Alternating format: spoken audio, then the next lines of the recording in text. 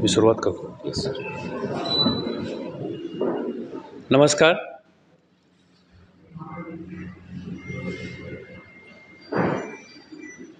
महाराष्ट्र प्रदूषण नियंत्रण महामंडळाचे अध्यक्ष श्री सिद्धेश कदम या ठिकाणी आलेले आहेत. त्यांनी मुंबई महापालिकेच्या वेगवेगळ्या प्रकल्पांचा या ठिकाणी आढावा घेतलेला आहे आणि या एका आठवड्यामध्ये परत आपण सगळेजण भेटतोय. मागच्या आठवड्यातच आपण भेटलो होतो. ते मुख्यतः सध्याची जी वातावरणामधली हवेचा दर्जा आहे आणि वायू प्रदूषण होतं आहे त्याच्या संदर्भामध्ये आपण सविस्तर मागच्या वेळेला चर्चा केलेली होती. त्या विषयाव्यतिरिक्त जे दीर्घकालीन उपाययोजना आपल्याला करायच्या आहेत त्याच्या संदर्भामध्ये देखील अध्यक्षांनी आज या ठिकाणी आढावा घेतलेला आहे. त्याच्याबरोबर त्यांचे प्रदूषण नियंत्रण मंडळाचे सर्व अधिकारी देखील या ठिकाणी उपस्थित आहेत. आपल्याला कल्पना आहे की सध्या मुंबईमध्ये आपली जी AQI लेवल ही गेल्या आठवड्यामध्ये काही ठिकाणी खरोखरच चिंताजनक झालेली होती. त्याच्यावरती आपण तातडीने काही उपाययोजना केल्या. सुदैवानं निसर्गाने देखील आपल्याला गेल्या 2 दिवसामध्ये चांगली साथ दिलेली आहे आणि सर्वाचा एकत्रित परिणाम म्हणून आता मुंबईच्या हवेचा दर्जा हा मागच्या आठवड्यापेक्षा लक्षणीयरित्या सुधारलेला आहे आणि पुढचे काही दिवस देखील सातत्यानं आमचे प्रयत्न चालू राहतील. मागच्याच आठवड्यामध्ये मी आणि अविनाश ढाकणे साहेबांनी त्याचप्रमाणे आमचे AMC या सर्वांनी आपल्याला सविस्तर या संदर्भामध्ये विशद केलेलं होतं. त्याच्यामुळे मी या प्रसंगी आपला जास्त वेळ घेत नाही. या विषयाव्यतिरिक्तच माननीय अध्यक्षांनी प्लॅस्टिक मुक्ती असेल, सिंगल यूज प्लॅस्टिक, त्याचप्रमाणे महापालिकेचे चालू असणारे STPचे प्लांट्स आणि इतर उपाययोजना यांचा देखील सविस्तर आढावा घेतलेला आहे. मी या पत्रकार परिषदेमध्ये पुन्हा एक वार आपल्या सर्वांचं मनपूर्वक स्वागत करतो आणि माननीय अध्यक्ष यांना विनंती करतो की त्यांनी वारंवार आमचे इंटरॅक्शन चालू राहील आणि जसं आज एअर क्वालिटी संदर्भात काही जे मॉनिटरिंग स्टेशन्स आहेत, तर आता आमची प्राथमिक चर्चा होत असते वारंवार. तर ते मॉनिटरिंग स्टेशन्स हे व्हॅलिडिटी आहे की नाही ते प्राथमिक सगळ्या न्यूज माध्यमांनी चेक करायचे. आज काय होतं की आपण कुठलं तरी मशीन घेऊन येतो चायनावरून, चायनाने कुठल्याही देशातून, आणि आपण एअर क्वालिटी मापतात. पण ह्या मशीन्स ह्या verified by CPCB, verified by central government, verified by MPCB आहेत की नाही. जर असतील तरच ती त्याचे जे आहेत पॅरामीटर्स ते करेक्ट आहेत आणि कुठल्याही इतर मशीनवर आपण अवलंबून राहू नका. आज CPCBची वेबसाईट असेल, MPCBची वेबसाईट असेल, महानगरपालिकेचं स्वतःचं ॲप आहे, त्या ॲपवर ज्या काय माहिती आहेत ही व्हेरीफाईड माहिती असेल. म्हणून मी वारंवार सांगतो की आपण फार मोठा रोल प्ले करता in terms of creating panic amongst the people. आपण कुठलीही माहिती देताना थोडी आमच्याकडून व्हेरीफाय करून घेतली तर मला असं वाटतं की बरं होईल. आणि नक्कीच जर कुठे खरोखरच अशी अलार्मिंग सिच्युएशन असेल तर आमचे मोबाईल स्टेशन्स रेडी आहेत. जसं आत्ताच आम्ही चर्चा करत होतो तर नेव्हीनगरमध्ये पॅरामीटर हाय वाटले तर लगेच आमचे माननीय सदस्य सचिव अविनाश ढाकणेजी यांनी तिकडे मोबाईल व्हॅन डिप्यूट केलेली आहे. तिकडे आत्ताची सिच्युएशन काय आहे ते आम्हाला लगेच कळेल. अशा आमच्या टोटल 12 मोबाईल व्हॅन्स आहेत. त्याच अनुषंगाने आम्ही महानगरपालिकेला सुद्धा रिक्वेस्ट केलेली आहे की तुम्ही तुमच्या स्तरावर सुद्धा ते मोबाईल व्हॅन प्रोक्युअर करा. या प्रत्येक ठिकाणी आपल्याला मॉनिटरिंग स्टेशन लावणं शक्य होत नाही. म्हणून त्या मोबाईल व्हॅन जर कुठे असतील तर लगेच त्या डिप्यूट करता येतील. म्हणून मला असं वाटतं की आज ही प्राथमिक पहिली बैठक आहे. अशा रेग्युलर बैठका होत राहतील कारण की त्याच्यामध्ये इंटरॅक्शन होतं, नवीन आयडियाज येतात, कारण की आमच्या मंडळाचे बरेच एक्सपर्ट आहेत. त्याच अनुषंगाने महानगरपालिका यांचा संबंध हा लोकांशी डायरेक्ट संबंध येतो. आज मंडळाचे आम्ही सगळे अधिकारी लोकांशी डायरेक्ट संबंध तसा येत नाही, पण महानगरपालिकेला नेहमीच एक सपोर्ट सिस्टम म्हणून मंडळ हमेशा त्यांच्यासोबत आहे.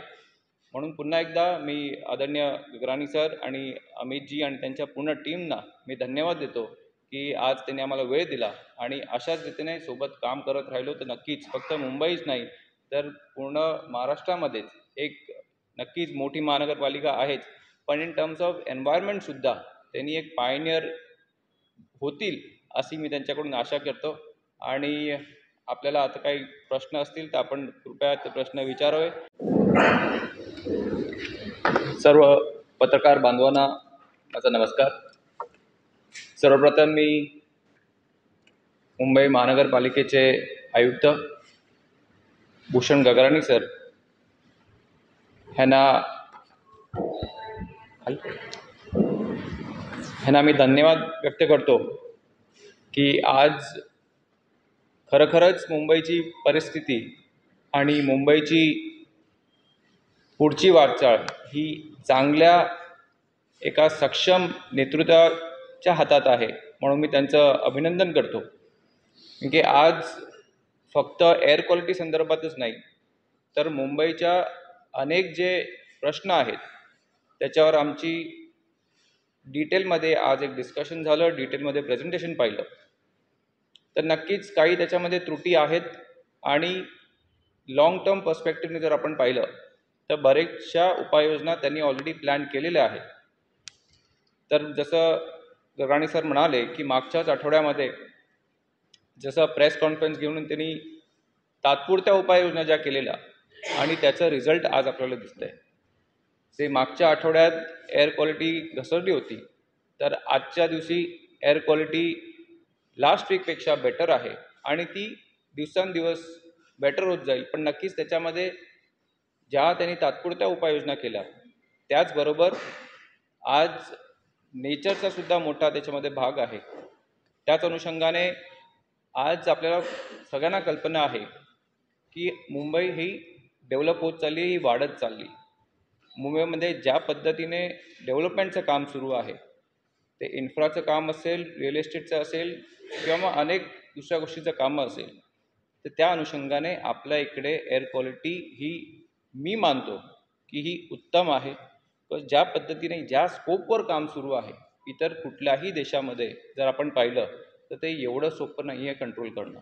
पण hats off to Gagrani sir आणि त्यांच्या पूर्ण टीमचं, त्यांनी चांगले एफर्ट घेत आहेत. त्याच अनुषंगाने दुसरा एक मोठा प्रश्न आज आम्ही जो डिस्कस केला तो आहे आपलं सिवेज ट्रीटमेंट. आज आपल्याला कल्पना आहे की जे 2006मध्ये जे फ्लड आलेलं 26 जुलै हा एक काळा दिवस होता आणि तेव्हापासून हे जे सिवेज ट्रीटमेंट प्लांट जे आहेत हे अजूनही ऑपरेशनल झालेले नाही आहेत. हा एक मोठा विषय आहे. तर आज वेळेअभावी त्याचा आम्ही एक आढावा घेतलेला आहे आणि ते काम बऱ्यापैकी सुरू आहे आणि ते काम कम्प्लिशनच्या स्टेजवर कधीपर्यंत येणार आहे अशी एक डेडलाईन आम्ही त्यांच्याकडून मागितलेली आहे. पण तोपर्यंत ते काम होत नाही तोपर्यंत हे जे टेम्पररी जे ट्रीटमेंट करण्यासाठी आपण काय उपाययोजना करू शकतो का याच्यावर सुद्धा आमची चर्चा झालेली आहे. तर त्यांच्याकडून आम्हाला अपेक्षित आहे की टेम्पररी सोल्युशन आपण काय करू शकतो हे त्यांच्याकडून आम्हाला एक सोल्युशन येणार आहे. आणि महत्त्वाचं म्हणजे जे 3 नद्या आहेत, मिठी, बोईसर आणि दहिसर ह्या ज्या 3 नद्या आहेत त्या नद्यांचं पुनर्जीवन कसं करायचं त्याचं सुद्धा आज आढावा घेतलेला आहे. तर त्याच्यामध्ये सुद्धा त्यांचं काम सुरू आहे, पण ते काम किती स्तरावर आलेलं आहे, कधी कम्प्लिशन डेट आहे त्याच्यासुद्धा आम्ही त्यांना अधिक माहिती मागितलेली आहे. फक्त माहिती मागण्यापुरतंच आम्ही थांबणार नाही, तर जर हे काम वेळेत पूर्ण झालं नाही तर मंडळाच्या स्तरावर सुद्धा आम्ही आमचे डायरेक्शन्स त्यांना देऊ आणि ते काम पूर्णतः कधी लवकर येईल त्याच्यावर आपण ते अंमलबजावणी करू. दुसरा एक महत्त्वाचा विषय आपल्या सगळ्यांना माहिती असेल, त्याच्यामध्ये पत्रकार बांधव आणि मीडियाचा फार मोठा सहभाग लागतो. आम्हाला तो सहभाग भेटत नाही, तो आहे सिंगल यूज प्लास्टिक. आज जनजागृतीसाठी मीडियाकडून आम्हाला जो प्रतिसाद मिळाला पाहिजे होता तसा प्रतिसाद भेटत नाही. महानगरपालिका असेल, प्रदूषण नियंत्रण मंडळाचे अधिकारी हे वारंवार ग्राउंड लेवलवर काम करतात, पण एक मीडियाकडून आम्हाला त्याबद्दल सपोर्ट लागेल की कुठल्या गोष्टी अलाउड आहेत, कुठल्या गोष्टी नाही अलाउड आहेत. ह्याचं जनजागृती आम्ही आमच्या स्तरावर करतोच, महानगरपालिका त्यांच्या स्तरावर सुद्धा करते, पण आपण सुद्धा मीडिया म्हणून आपल्या स्तरावर सुद्धा त्या गोष्टी केल्या पाहिजेत.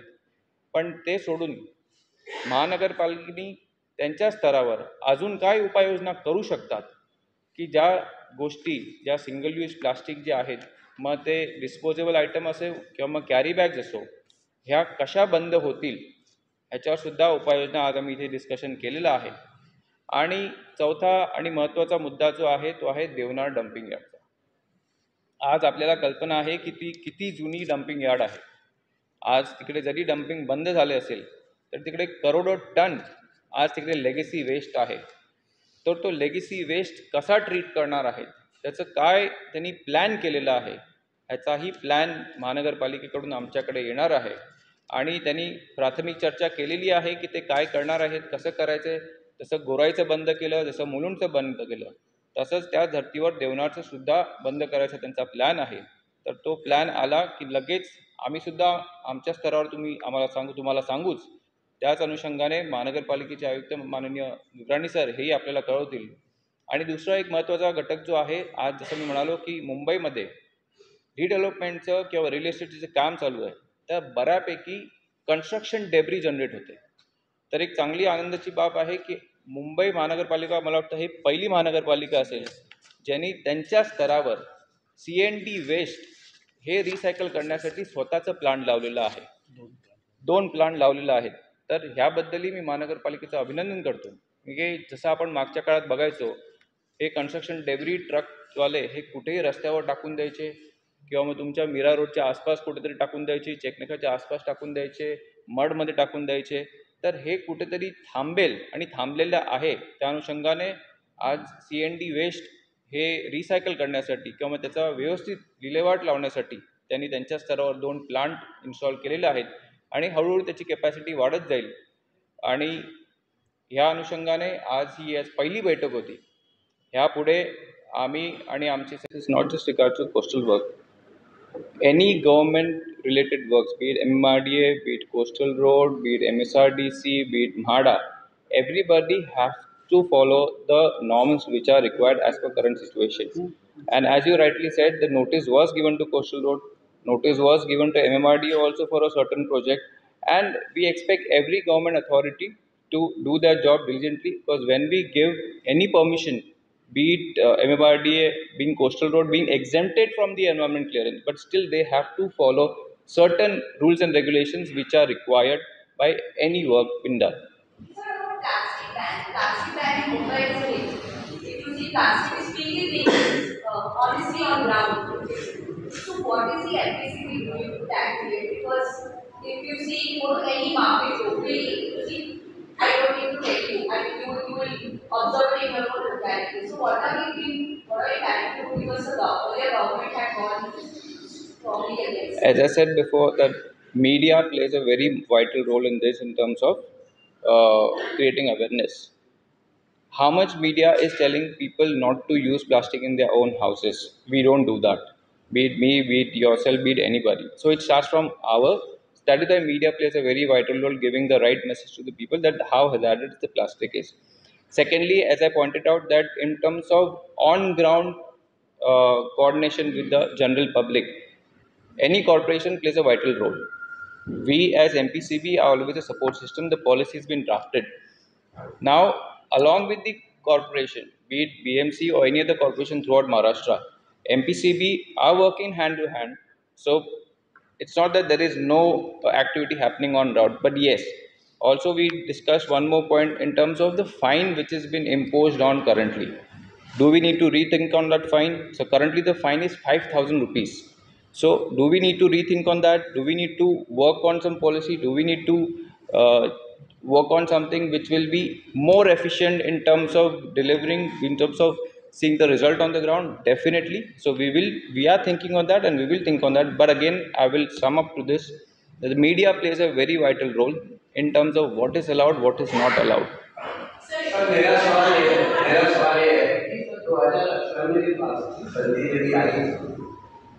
तो तो उसका उत्पादन वितरण इतनी सस्ते उसके बावजूद जब महाराष्ट्र में उत्पादन नहीं हो रहा है तो प्लास्टिक कहाँ से आ रहा है। और दूसरा ये कि 1000 नाके बंद हो गए, जांच के लिए कोई जांच करने में कोई उनके पास पावर नहीं है, और जहाँ से ये उत्पादन रोके प्लास्टिक आ रहा है उसके रोक लगाने के लिए आप क्या करेंगे? हमारा दुर्भाग्य ये है कि आज हमारे राज्य में प्लास्टिक की नियम एक है, जो हमारे बाजू के जो स्टेट है वहाँ पे प्लास्टिक को लेके नियम अलग है। सेंट्रल पोल्यूशन बोर्ड ने एक नियम बनाया है, बट कई सारी चीज़ें बाजू के स्टेट में अलाउड है जो हमारे यहाँ पर बैन है। तो हमारे अधिकारी, महानगर पालिका के अधिकारी, इवन डिस्ट्रिक्ट लेवल के अधिकारी ये वो रोक सकेंगे ट्राई करते हैं। एंड उत्पादन महाराष्ट्र में काफ़ी हद तक बंद हो गया है। मैं ये नहीं कहूँगा कि 100% बंद हो गया है, पर उत्पादन महाराष्ट्र में काफ़ी हद तक बंद हो गया है। जो भी प्लास्टिक आता है वो जो हमारे बाजू के जो स्टेट्स है वहाँ से आता है। तो इनफैक्ट हमने जो बाजू के स्टेट्स है, हम अभी जाते हैं रिवर्स इंजीनियरिंग में। कोई प्लास्टिक पकड़ा गया तो उसका मैन्युफैक्चरिंग होता है अलग स्टेट में, तो वो एड्रेस को लेके हम उस स्टेट को भी इंटीमेट करते हैं कि ये प्लास्टिक आइटम बैन है, ये आपके स्टेट में ये मैन्युफैक्चर किया जा रहा है, तो कृपया इस पर कार्रवाई कीजिए। ये होता है ज्यूरिडिक्शन का इशू। हमारा ज्यूरिडिक्शन है महाराष्ट्र। बाकी के राज्य में हम जाके कोई एक्टिविटी कर नहीं सकते, कोई एक्शन ले नहीं सकते, पर हम बाकी राज्यों को भी ये इंटीमेट करते हैं कि आपके यहाँ पर ये सर्टन प्लास्टिक मैन्युफैक्चर हो रहा है, कृपया आप आपके स्तर पे उस पर कार्रवाई कीजिए।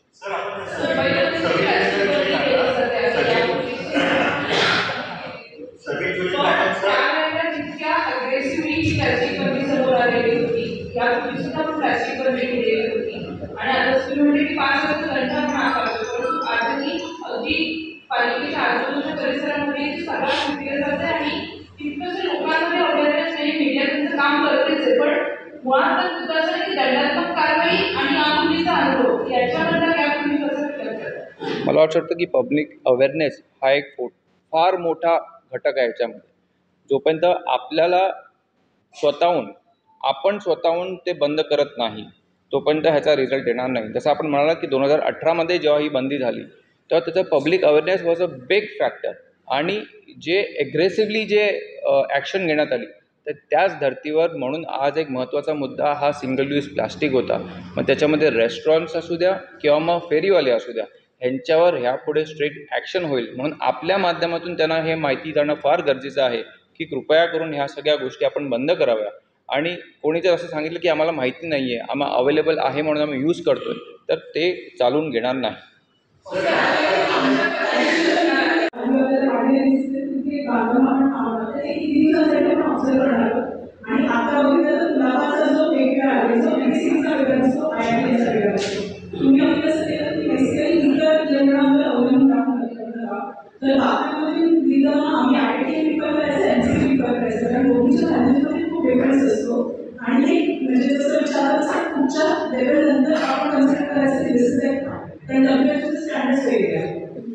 मला असं वाटतं की प्रत्येक ह्याच्यामध्ये कुठले पॅरामीटर्स हॅझार्डस आहेत, सिव्हिअर आहेत, नॉट सिव्हिअर आहेत, हे आपल्या सगळ्यांना कल्पना आहे। आणि कुठल्या टेक्नॉलॉजीवर रिफर करायचं तर मला असं वाटतं की जे MPCB आहेत, CPCB आहे आणि महानगरपालिका आहे, ह्यांच्या पोर्टलवर जे आपल्याला पॅरामीटर्स दिसतील आपण त्यांच्यावर अवलंबून करा। पण तरीसुद्धा जसं आपण आता म्हणालात की नेव्हीनगरमध्ये IITMच्या पोर्टलवर एक सर्टन फिगर दिसला, असं नाही की आम्ही त्यांना इग्नोर केलं। जसं मी सांगितलं की आमच्या मेंबर सेक्रेटरीनी ऑलरेडी आमची मोबाईल व्हॅन तिकडे डिप्यूट केलेली आहे। वस्तुस्थिती काय आहे ते आपल्याला थोड्याच वेळात कळेल, पण कुठलीही गोष्ट इग्नोर करत नाही आम्ही, जरी त्या IITM असो किंवा इतर कुठलेही असो, आम्ही ते इग्नोर करत नाही। म्हणून पुन्हा एकदा आपल्याला सगळ्यांना विनंती आहे की कुठल्याही गोष्टी आपण पब्लिक समोर आणण्याच्या अगोदर एकदा आमच्याकडून व्हेरीफाय करून घ्या की वेदर हे जे फिगर्स आहेत, हे जे पॅरामीटर्स आहेत ते करेक्ट आहेत की चुकीचे आहेत।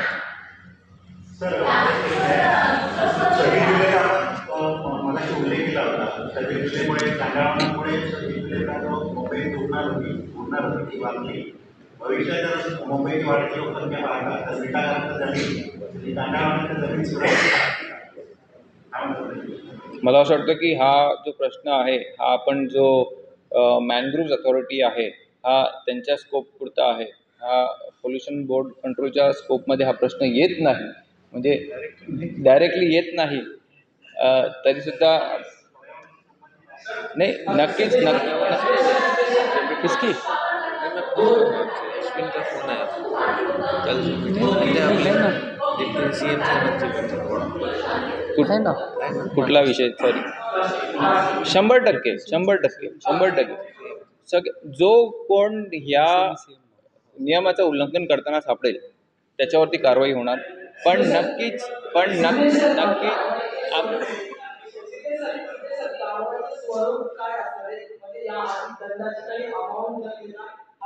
हे नियम 2018 मध्येच नियम सेट केलेले आहेत. त्याच नियमाचं अंमलबजावणी करण्याचे स्ट्रिक्ट आदेश हे महानगरपालिका फक्त मुंबईच नाही इतर सगळ्या महानगरपालिकांना दिलेले आहेत, वारंवार दिलेले आहेत. पण आज जे विषय होते त्यातला एक विषय हा सिंगल यूज प्लास्टिक होता. त्याच अनुषंगाने आमच्या अधिकाऱ्यांना सुद्धा स्ट्रिक्ट आदेश दिलेले आहेत की जे नियम 2018 मध्ये केलेले आहेत त्याची स्ट्रिक्ट अंमलबजावणी करायला आता सुरुवात करा, नाहीतर आमच्या स्तरावर आम्ही कारवाई करू.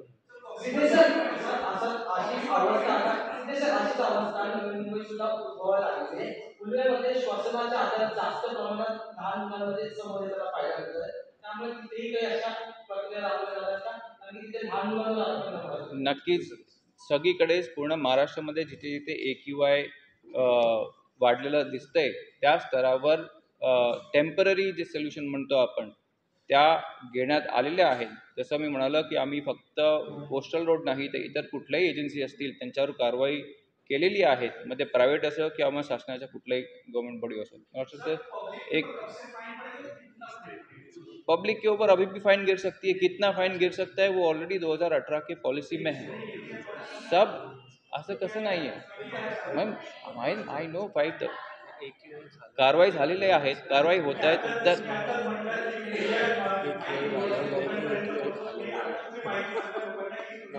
पहिल्यांदा जर कोण आढळलं तर त्याला 5,000 रुपये फाईन आहे, सेकंड टाइम 10,000 आहे, थर्ड टाइम 25,000 आहे आणि फोर्थ टाइम जर रिपीट ऑफेंडर असेल तर त्याला प्रॉसिक्युशन होणार आहे.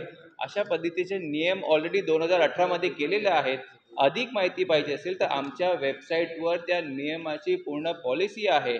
आपलं कर्तव्य आहे की आपण व्यवस्थित स्टडी करा आणि मला असं वाटतं की ह्या प्रश्नांची उत्तरं मी देण्यापेक्षा आपण जर स्टडी केलं, आपण मला वाटतं की मीडियाचा रोल आहे तर मीडियाचा एवढा पण रोल असला पाहिजे की आपण आपल्या स्तरावर सुद्धा काही स्टडी केलं पाहिजे. मला असं वाटतं की आता आपण सगळे प्रश्न बऱ्यापैकी कव्हर केलेले आहेत. आपण वारंवार भेटत राहू, सिंगल यूज प्लास्टिक संदर्भात आपण कारवाई करू आणि जशी जशी कारवाई होत राहील तसे आपल्याला आम्ही इंटिमेट करत जाऊ. आम्ही आपल्याला लोकेशन सकट आपल्याला ती माहिती देत जाऊ आणि जॉईंटली कारवाई महानगरपालिका, मुंबई पोलीस आणि MPCB ह्या तिघांनी जॉईंटली ही कारवाई मागे सुद्धा केलेली आहे, आत्ताही सुरू आहे आणि फ्युचरमध्ये सुद्धा सुरू राहणार आहे. धन्यवाद. महानगरपालिकेने जो लॉकडाऊन प्लॅन बनवलाय त्याच्यामध्ये काही त्रुटी आहेत, त्या त्रुटी कोणत्या आहेत त्याच्यावरती काय उपाययोजना सुचवल्या? नाही, महानगरपालिकेने लॉंग टर्म प्लॅन असं मी कुठे म्हटलं नाही AQI संदर्भात. नाही, लॉंग टर्म प्लॅन महानगरपालिकेने बनवला असं मी कुठे म्हटलं नाहीये. वो STP का सीवेज ट्रीटमेंट प्लांट तो वो और रिवर रिजुविनेशन का जो 3 रिवर जो है उसका जो रिवर रिजुविनेशन का प्लान है उसका उन्होंने प्रेजेंटेशन दिया. जो कब तक कंप्लीट होगा, उसमें क्या हर्डल्स आ रहे हैं, तो उसका जो टाइम बाउंड प्लान है वो टाइम बाउंड प्लान हमने उनसे मांगा है. अगर वो टाइम बाउंड प्लान नहीं होता तो हमारे स्तर पे हम उन पे एक्शन लेंगे. सेम चीज़ STP का है.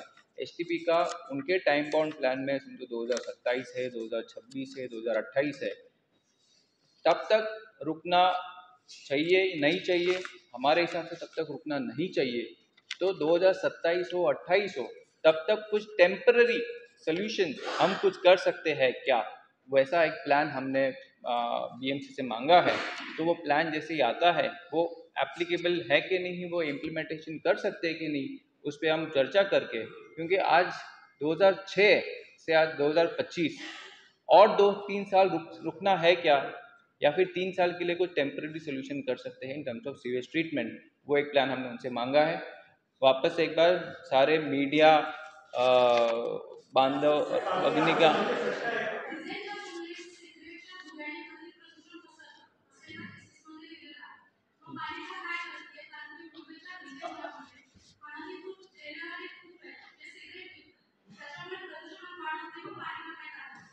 मॅडम जे पितात ते त्यांना पण कळायला पाहिजे ना सिगरेट हानिकारक आहे म्हणून लोकांनी प्यायचं बंद करावं. मला असं वाटतं त्यांनी ते सोल्युशन आहे नाही पण कुठल्या नक्की थिसिसमध्ये म्हटले नक्की ही जे स्टडी असेल मॅडम स्टडी आमच्याकडे द्या आम्ही त्याच्यावर आमचे आहेत जॉईंट डायरेक्टर एअर त्याच्यावर काही करतील स्टडी. शेवटचे 1-2 प्रश्न प्लीज.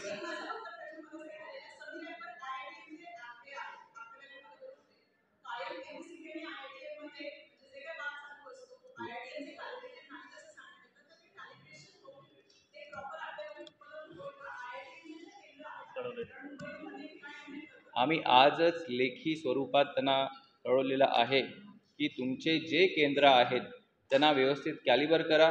त्यांची जी अवस्था आहे ती ॲज पर CPCB गाईडलाईन्सप्रमाणे नाही आहेत तर ते तुम्ही त्या गाईडलाईन्सप्रमाणे तुमचे जे सेंटर्स आहेत त्याप्रमाणे करा. ऑलरेडी आम्ही त्यांना आजच लेखी स्वरूपात कळवलं आहे. म्हणजे हा जो कन्फ्युजन आहे हा कन्फ्युजन कुठेतरी दूर होईल असं मला वाटतं. Monitoring devices. Do we check if all the consumption sites actually maintain that? And since you mentioned about the quality of air monitoring systems that have to be checked, whether they are from China or from other countries. I believe Mumbai Corporation is well equipped to monitor those equipments and they are constantly monitoring those equipments. Wherever they feel the parameters are not been followed, stringent action has been already taken by corporation and in future also. If anyone who is not following these parameters or not following these regulations, stringent action will be taken by the corporation and by the MPCB board. Thank you very much. Thank you. झालं ना हिंदीमध्ये पण झालं. आपण 2 ठिकाणचे constructions पूर्णपणे बंद केले होते आणि हे भायखळा आणि बोरिवली ईस्ट या भागातले या भागामध्ये जे आपण कन्स्ट्रक्शन बंद केले होते हे फक्त खाजगी विकासकाचे कन्स्ट्रक्शन नव्हते तर ते महापालिकेचे देखील होते आणि बाकी शासकीय यंत्रणांचे देखील होते. त्याच्यामुळं कुठल्याही पद्धतीचं आपण त्याच्यामध्ये भेदभाव केला नाही कारण उडणाऱ्या धुळीला हे कुठल्या प्रोजेक्टमधनं उडतंय हे लोकांना काय त्याच्याशी घेणं देणं असत नाही. ती धूळ आहे ती धूळ आहे शेवटी डस्ट आहे. त्याच्यामुळं सगळे प्रकल्प बंद केले होते आणि आता गेल्या 2 दिवसामध्ये आम्ही त्याचा काळजीपूर्वक तपासणी करतोय. बोरिवली ईस्ट या भागामधलं प्रदूषण जे आहे ते पूर्णपणे नियंत्रणामध्ये आलेलं आहे आणि भायखळाचे जे आताचे सध्याचे AQI निर्देशांक आहेत हे देखील साधारणतः 125 ते 140 या दरम्यान आता सध्या आलेले आहेत. त्याच्यामुळं पुढचे 24 तास आम्ही त्याच्यावरती व्यवस्थित निरीक्षण ठेवू आणि हे जर असेच राहिले तर आम्ही ते बांधकाम बंदी जी आता केलेली आहे ती उठवण्याचा विचार करू. ॲट द सेम टाईम आता 2 ठिकाणं नेवीनगर आणि शिवाजीनगर गोवंडी इथले निर्देशांक 200च्या पुढे गेलेले आहेत आणि जे मागच्या आपल्या बैठकीमध्ये मी आपल्याला सांगितलं होतं की सातत्यानं 4-5 दिवस जरी निर्देशांक 200च्या पुढे गेले तर या ठिकाणी देखील आम्हाला अशा पद्धतीनंच म्हणजे बांधकाम बंदी आणि महापालिकेचे इतर जे काही उपाययोजना आहेत त्या हाती घ्याव्या लागतील. तर या 2 ठिकाणांवरती सध्या आम्ही लक्ष ठेवून आहे. थँक्यू.